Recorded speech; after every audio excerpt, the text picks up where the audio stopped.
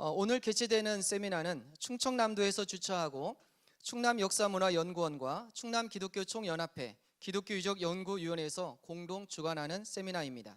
지난 11월 24일 서천지역 세미나에서는 서천지역 기독교 전례와 의미라고 하는 주제로 19세기 이항선 출몰과 서해안 마량진 성경책 전례, 아펜젤러 선교사 조난 사건의 역사적 사실과 그 의미, 그리고 서천의 기독교 인물인 월남 이상재 선생과 경제 김인전 목사님에 대해 심도 있는 주제 발표와 토론이 이어졌습니다. 오늘 보령 세미나에서는 보령 지역 기독교 전례와 의미라고 하는 주제로 기조 발제에서는 충남 기독교의 선교 역사적 의미와 활용에 대해서, 두 번째 주제 발표는 19세기 암허스트호의 서해안 기착과 개신교 선교사 규칠라프 활동에 대해서 황미숙 교수님께서 발표해 주십니다. 세 번째 발표에서는 이은희 교수님께서 영상 콘텐츠를 활용한 규칠라프 선교문화유산 홍보 방안에 대해서 발표해 주시겠습니다. 식순에 따라서 기조 강연을 시작하도록 하겠습니다. 오늘 기조 강연은 공주대학교 전 총장을 역임하셨던 서만철 교수님께서 충남 기독교 선교 유적의 한국 선교 역사적 의미와 활용이라고 하는 주제로 기조 강연을 해주시겠습니다. 우리 함께 큰 박수로 환영해 주시겠습니다.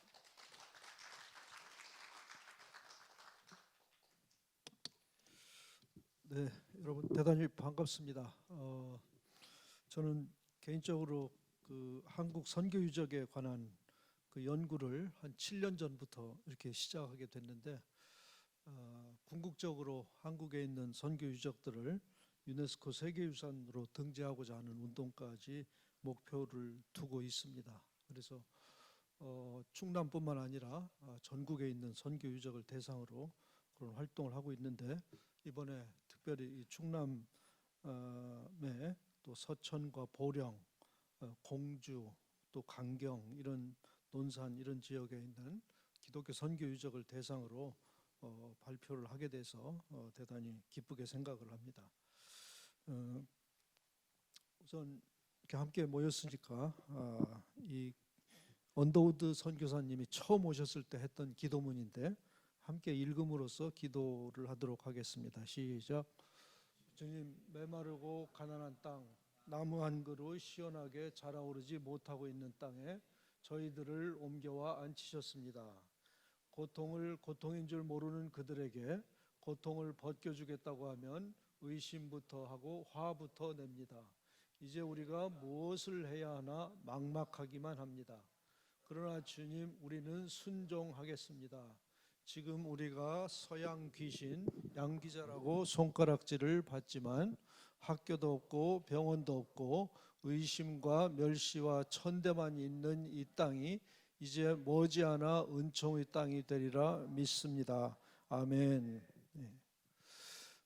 136년 7년 전에 이 땅에 처음 오신 선교사님으로 그동안 기독교계에서는 알려져 있습니다. 언더우드 선교사와 감리교 아펜젤러 선교사님인데, 그분들이 오셨을 때 정말 우리가 이해하지 못하는 표현을 쓰고 있습니다. 나무 한 그루 시원하게 자라오지 못하고 있고 풀 한 폭이 제대로 못 자란다고 이런 표현을 쓰고 있는데, 마치 이런 표현을 들으면 우리가 무슨 중동 지역 사막 지역인 것처럼 이렇게 표현을 하고 있는데, 우리 지금 이해가 안 갑니다. 지금 우리 산과 들에 가면 정말 너무 숲이 빽빽해서 들어갈 수 없을 정도의 산인데 이런 표현을 쓰고 있는데, 130년 전에 한국의 모습이 이랬습니다. 너무 가난하기 때문에 산에 나무가 자랄 틈이 없어서 다 배에다가 땔감으로 떼고 그러기 때문에, 그래서 이런 표현들이 있는 것입니다. 이런 표현을 우리 요즘 젊은이들은 이해할 수가 없어요. 그리고 정말 그 서양 사람들을 귀신이라고, 서양 귀신 이거를 세자로 줄인 게 양귀자예요. 서양 귀신들이다 이렇게 표현을 쓰고 있는데, 그 당시에는 선교사들이 사진기를 가지고 카메라로 찍잖아요. 그러면 학생들을 학교로 보내달라고 하면 자녀들을 보내기 싫으니까 그 서양 놈들이 우리 어린아이들 데려다가 눈을 빼가지고 카메라에다 넣어서 사진을 찍는다, 막 이렇게 그 악소문을 퍼뜨려서 아이들이 글로 가지 못하게, 이런 데도 있었어요. 그런 시절이었습니다. 그런 시절. 그래서 이 땅에 정말 학교도 없고 병원도 없고 아무것도 없던 그런 시절에 선교사님들이 와서 학교 세우고 병원 세우고 교회 세우고 선교사들이 묵을 수 있는 선교관 세우고 이런 활동을 했던 것입니다. 한국 기독교 역사연구소에서 나온 자료를 보게 되면 1945년 일제로부터 해방되기 전까지 우리나라를 찾은 선교사는 1,529명입니다. 그 대부분이 미국에서 69%가 미국에서 왔고 영국, 캐나다, 호주, 네덜란드, 독일 이런 나라들에서 왔습니다. 그리고 또 교파별로 보면 한 45%가 장로교, 28%가 감리교, 그다음에 침례교나 성결이나 구세군이나 이런 한 5% 내지 6%씩 이렇게 차지하고 있습니다. 그래서 우리나라에 결국 장로교와 감리교 교회가 그렇게 많은 것이다 이렇게 느낄 수 있고요. 선교 100주년 되는 이 사진이 여의도에서 선교 100주년 선교 대회 때 사진인데 그때까지 한국을 찾은 선교사 숫자는 2,956명입니다. 이렇게 숫자로만 말하면 이게 많은지 작은지 모르는데 미국 선교 본부의 그 발표에 의하면 미국에서는 전 세계로 다 선교사를 내보내는데 전 세계 어느 민족 어느 나라보다도 인구 대비 선교사 파송 숫자가 우리나라가 3배 많았다는 거예요. 3배. 그 바람에 우리가 2000년 선교 역사 중에 독보적으로 성공적인 그런 선교 국가가 됐고 지금 현재는 2021년 현재 168개국에 22,259명의 선교사들이 파송돼서 지금도 열심히 복음을 전하고 있는 선교에 있어서는 G2의 국가가 됐다는 말씀을 드립니다. 그 선교사들이 그 수만이 온 그 선교사들이 그냥 각자 와서 개인적으로 이렇게 한 것이 아니라 조직적으로 어느 도시에 선교를 하겠다고 하면 그 도시의 땅을 한 5만 평 내지 10만 평을 확보를 합니다. 도심지 말고 외곽지에 주로 이제 구릉지대, 얕은 산 있는 구릉지대에 5만 평 내지 10만 평을 확보를 해서 거기에 학교 짓고 학교도 남학교 따로 여학교 따로 짓습니다. 그 당시 남녀 7세 부동석 개념이 있었기 때문에 남학교 짓고 여학교 짓고 병원 짓고 그다음에 선교사들이 묵을 수 있는 선교사 사택 짓고 그다음에 교회 짓고 또 선교하다가 돌아가신 순교자들 모실 수 있는 순교자 묘지 넣고 이런 남학교 여학교 병원 교회 선교사 사택 선교사 묘지 이렇게 6가지가 복합적으로 들어있던 그 복합 단지가 미션 스테이션입니다. 선교사 기지죠, 한국말로 하면. 그런 선교사 기지가 1932년 현재 전국에 37군데가 있었습니다. 이 왼쪽 지도가 그 선교 기지가 있었던 그런 도시들입니다. 우리 충청 지역에서는 이제 공주와 충주가 있었죠. 남한 지역에 오늘날 남한 지역에 23군데가 있고 북한 지역에 11군데, 우리 동포들이 사는 만주 지역에 3군데 이렇게 있는데 만주나 뭐 북한 이런 데는 다 없어졌고 우리 남한 대한민국 안에도 완전히 다 남아 있는 것이 아니고 선교사들이 철수하면서 한국 사람들한테 물려주었을 때 그때가 6.25 동란 거치고 60년대 매우 힘들 때 경제적으로 힘들 때 교회는 새로 져야 되고 하니까 이걸 다 팔고 헐리고 이런 비극을 겪었습니다. 그래서 저희들이 조사를 해보니까 그래도 그 6가지 요소 중에서 4가지, 5가지가 남아있는 그런 데가 어디냐 찾아보니까 한 70~80% 유적이 남아있는 데가 아래 8개의 도시였습니다. 서울, 공주, 청주, 전주, 광주, 목포, 순천, 대구 이렇게 해서 공주 지역이 충청도 지역에서는 공주 지역이 거기에 하나 들어간다는 그런 말씀을 드립니다. 이게 1930년대 공주에 있던 선교 기지의 모습입니다. 이 원 안에 있는 그 건물들이 다 이제 서양 건물들인데 이렇게 그 산에 서양 건물들이 즐비했었죠.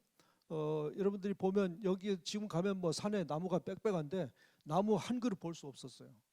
다 베다 떼기 때문에 그래서 그 언더우드 선교사가 왜 그렇게 기도를 했는지를 우리가 이 사진을 보면 쉽게 알 수 있는데 이게 마치 칼라 사진 같지만 그 당시는 칼라 사진이 없던 시대라서 흑백 사진에다 화가들이 이 칼라링을 해서 마치 칼라로 보이고 있습니다. 지금 이게 다 없어지고 마지막 요거 한 채가 지금 남아 있습니다. 그 공주 선교사 가옥이 이렇게 병원으로도 쓰이고 했던 역사가 있는데요. 이렇게 남아 있고, 그다음에 공주 제1교회 박물관으로, 기독교 박물관으로 쓰이는 건물이 문화재로 등록이 됐습니다. 안타깝게 이 건물은 없어졌는데, 이 처음에 선교 기지를 구축했던 샤프 선교사 부부가 건축했던 집인데 1906년에 이 사람들은, 충청도 사람들은 이 집을 천당집이라고 불렀어요. 밤이고 낮이고 집 구경을 왔습니다. 얼마나 좋은 집이었는지. 지금 봐도 아름다운 집이죠. 이 집을 천당집이라고 불렀어요. 왜냐하면 그 구경 온 사람들이 볼 때는 너무 좋으니까 집이. 그래서 선교사님들 보고, 선교사님 당신들은 천당 갈 필요가 없네요. 왜? 이미 천당 같은 데서 살고 있다고 봤기 때문에.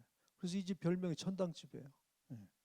이 집에서 유관순을, 13살 유관순을 천안 병천에서 이 사이리스 선교사님이 데려다가 2년 동안 이 집에서 먹이고 재우고 양녀로 삼아서 학교에서 가르쳤어요. 똑똑하니까 이화 학당으로 편입을 시켜줬습니다. 장학금을 마련해서. 그러니까 선교사님이, 이 사이리스 선교사님이 유관순 열사의 첫 스승이죠. 안타깝게도 이 남편은 논산 지역으로 선교를 나갔다가 돌아오는 길에 진눈깨비를 만났는데, 들판에서 그걸 피하려고 마을 너기에 조그만 집을 들어갔는데 그게 마침 상여집이었어요. 그 상여집에서 그 상여를 만졌는데 그 상여가 그 전날 발진 티푸스로 죽은 시체를 메고 나갔던 그 상여였기 때문에 거기서 옮아붙어서 4개월 동안 앓다가 이 집을 짓고서 4개월 이 집에서 살다가 하늘나라로 가셨어요. 안타깝게도. 이 사이리 선교사는 공주의 그 학교 이외에도 충남 전역을 다니면서 유치원과 또 여학교들을 20개를 세워서 운영을 했습니다. 가히 근대 여성 교육의 어머니라고 불러도 손색이 없습니다. 그리고 유관순 열사의 첫 스승이셨고, 또 한국 최초의 여성 목사인 전밀라 목사의 스승이었고, 한국 최초 여성 경찰서장이었던 노마리아 경찰서장도 이분의 제자였습니다. 그 이외에도 수많은 독립운동가들이 영명학교에서 배출이 됐죠. 그래서 그 2019년 3.1운동 100주년을 맞아서 이 첫 스승이었던 사리 선교사와 13살 유관순, 또 순교하신 남편을 한 가족으로 엮어서 이렇게 동상을 세웠습니다. 이어서 온 윌리엄스 선교사인데요. 윌리엄스 선교사는 1906년에 콜로라도 덴버 대학을 졸업하고 24살, 23살 부부가 같이 대학을 졸업했습니다. 120년 전에 미국에서 부부가 대학을 졸업한 사람이 몇 퍼센트 될까요? 상위 1%입니다. 지금도 미국의 평균 대학, 지금 현재 대학 졸업생 수가 29.3%입니다. 그 120년 전에는 어떻게 했어요? 더군다나 부부가 대학을 졸업했다. 대단한 사람들이죠. 그 사람들이 대학 졸업하자마자 23살, 24살에 한국으로 와서 5자녀를 낳았어요. 5자녀 중에 안타깝게 2명은 이 땅에 묻었습니다. 요 셋째 아이가 올리브인데 이 아이가 8살에 풍토병으로 죽어서 지금 공주 선교사 묘지에 묻혀 있고, 요 가운데는 맏아들인데 우광복이라는, 일제로부터 빨리 독립해라는 의미를 담아서 광복이라는 이름을 붙여줬어요. 참 우리 한국민으로서 가슴 울리는 그런 이야기죠. 1940년 일제가 태평양 전쟁을 준비하면서 한국에 있는 선교사들을 전부 다 쫓아냈습니다. 그때 쫓겨날 때의 모습입니다. 이 34년 동안 충청도 전역의 감리교 선교 역사를 이뤄냈던 그런 사람들이죠. 이 우광복은 조지 윌리엄스인데 나중에 14살까지 중학교까지 여기 졸업하고 미국에 가서 의사가 됐습니다. 의사가 되고 나서 한국이 해방됐다는 소리를 듣고 나서 미 해군 군의관으로 자원했어요. 그래서 한국을 다시 옵니다. 태어났던 한국을 다시 와서 군정사령관, 하지사령관의 비서실장을 합니다.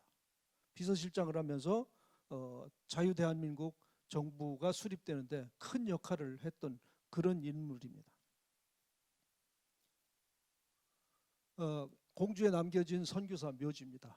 이 묘지가 아까 올리브 선교사의 묘지고, 이것이 우광복의 묘지입니다. 우광복은 비서실장을 임무를 마치고 미국으로 가서 암 전문가로서 아주 명성을 날립니다.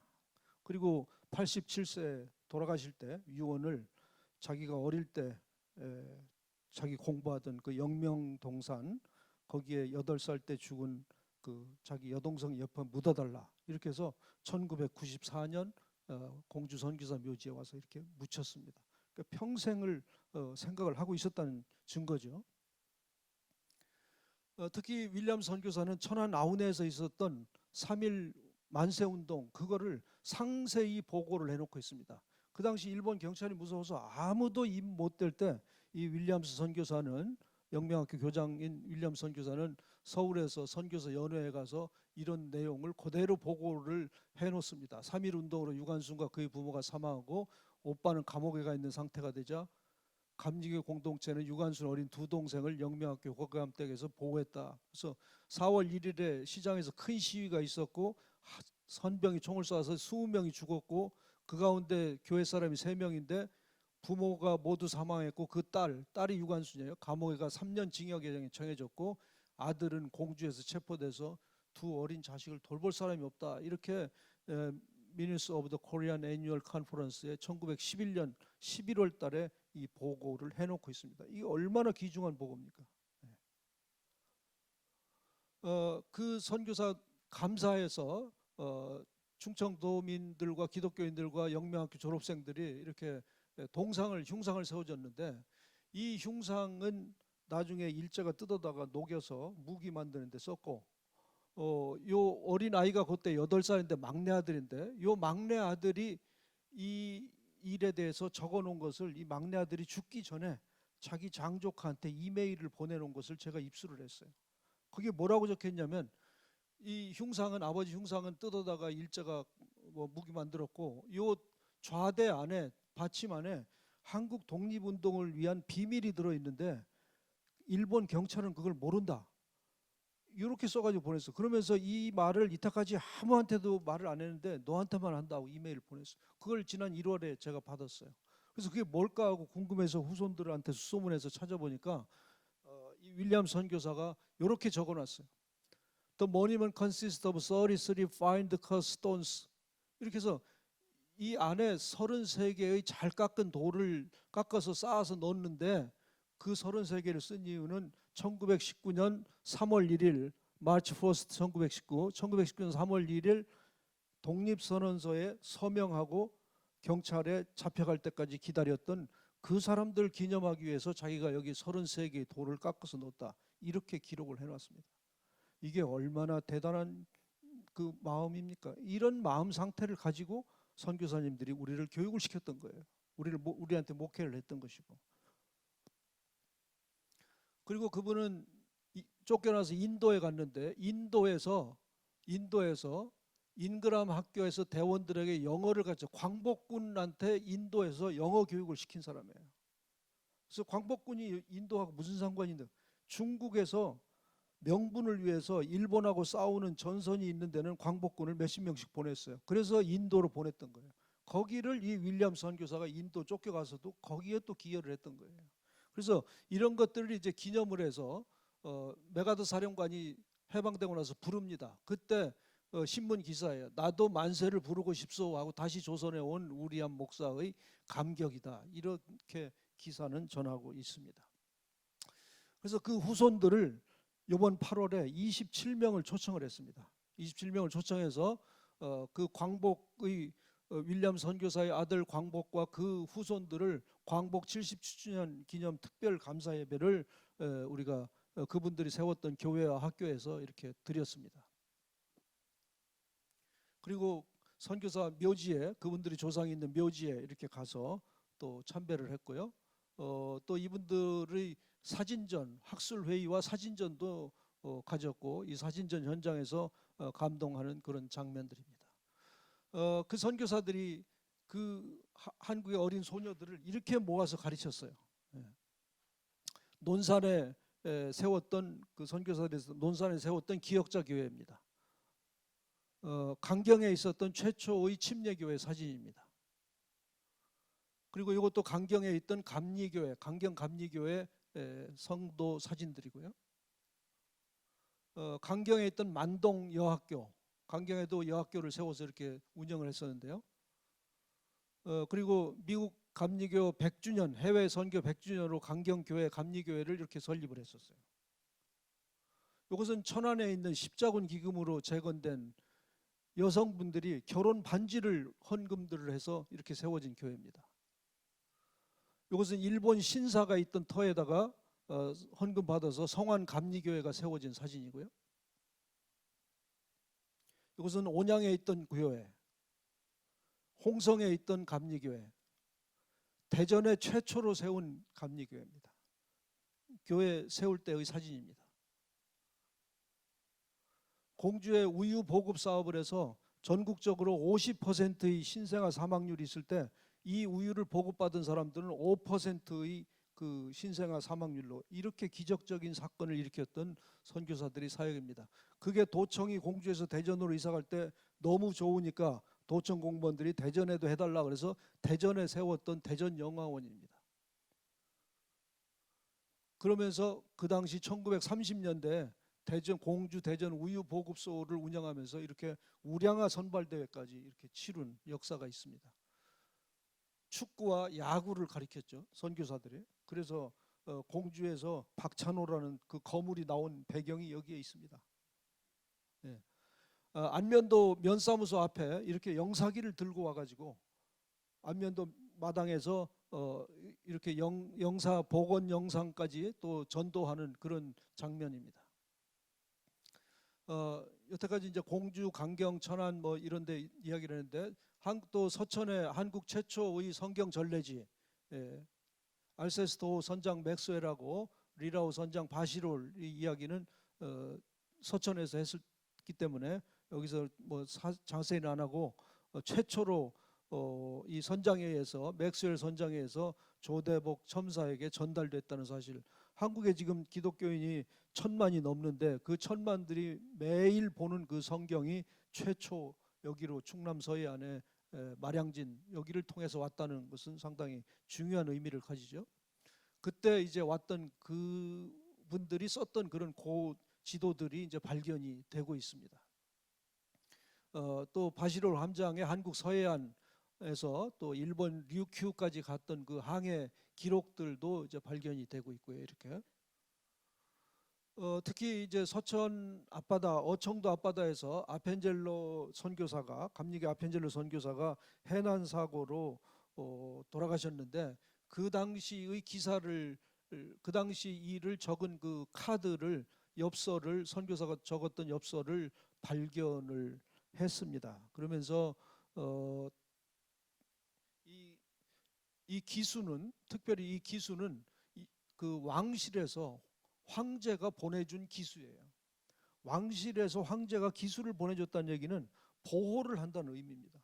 그리고 또 그 기관으로서는 프라이드를 갖는 것이고 이 기수는 그 아펜젤로 선교사 돌아가실 때까지 이렇게 섬겼는데 왕궁에서 지명해 준 보낸 사람인데 아펜젤로가 죽을 때까지 헌신했던 종입니다. 세월이 흘러 죽음에 임박했을 때 그는 아들에게 그의 주인 아펜젤로가 낮게 가라앉았으나 물에 빠져서 돌아가셨지만 하나님한테 간 높이 올리운 그 바다에 그 죄를 뿌려달라고 유언했습니다. 얼마나 그 생활에서 감동을 주었으면 수십 년 전에 돌아가신 자기 주인이 빠져서 돌아가신 그 바다에다가 자기 죄를 뿌려달라고 유언을 했겠어요. 이런 일들이 이제 이런 사실을 듣는 사람들이 감동을 마음을 울리는 것이죠. 그래서 이 편지를 쓴 사람이 다시 수십 년 뒤에 한국에 돌아와서 알게 된 이 기수의 아들들한테 들어보니까 아버지 유언대로 그 바다에다 그 죄를 뿌렸다더라. 이런 내용을 이 선교사 편지에서 이렇게 적고 있는 것입니다. 그래서 아펜젤로 순직 기념관이 세워졌고요. 또 이 보령의 귀칠라프 선교사, 한국의 최초의 기독교 선교사. 아까 2,956명이 이렇게 왔다고 하는데 그 최초 2,956명의 최초다.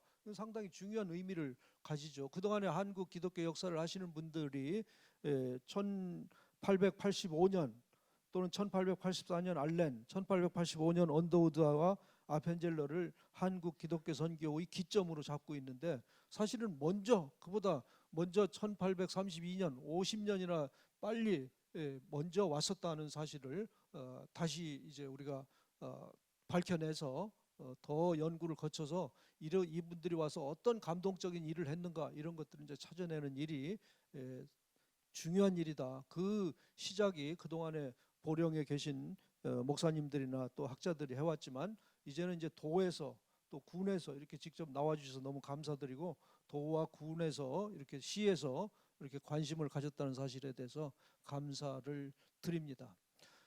그리고 기독교 형상의 주요 구성 요소인 성직자와 경전 이 두 가지가 가장 중요한 거예요. 기독교에서 성경책하고 선교사가 가장 중요한데 성경책은 서천을 통해서 왔고 첫 번째 성직자 선교사는 이 보령을 통해서 왔다.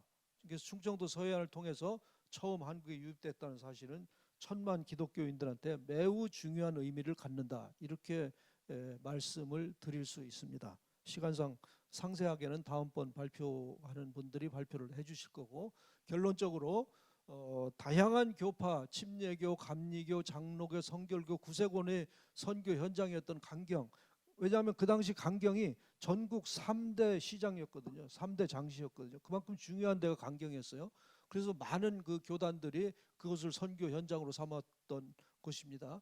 그리고 그 미션 스테이션이 있었던 공주, 이 두 개를 묶은 중요한 기독교 순례 루트를 이미 활성화됐고 많은 관광객이 찾고 있습니다. 이걸 좀 더 체계적으로 할 필요가 있다는 말씀드리고 이제 또 하나 충남의 서해안 기독교 관광 벨트로서 서천과 또 보령에 있는 서천의 김인정 공원 마량진과 보령의 고대도 원산도에 이르는 충남 서해안 기독교 순례 벨트를 활성화시킬 단계다. 그래서 최초 성경 전례 서천은 보령은 최초의 선교사 방문 이걸 특화를 해야 된다.